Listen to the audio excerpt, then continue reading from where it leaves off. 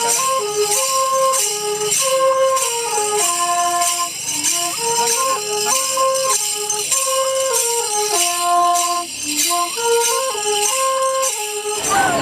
નસવાડી તાલુકાના કુકરદા ગામે દિવાસોનો કાર્યક્રમ થઈ રહ્યો છે, ત્યારે આ દિવસોનો કાર્યક્રમ અમારે ગામ લોકો બધા જ ફળિયાના ભેગા થઈને તારીખ નક્કી કરતા હોય છે.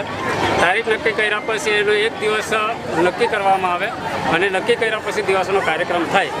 જ્યારે આ જે બહેનો અમુક જે કપડાં એક ડ્રેસ લીધા છે એ એમની તૈયારી લગભગ 2 મહિના પહેલાંની હોય છે. આ વર્ષે ભૂરા કલરના કપડાં છે અને ગયા વર્ષે લગભગ વાદળી કલરના કપડાં હતા. અને દર વખતે અમારી જે સમાજ અને આદિવાસી લોકો આ જે દિવાસાનો કાર્યક્રમ ખૂબ સારી રીતે ઉજવે છે. દિવાસો અમારો 3 દિવસનો પર્વ છે.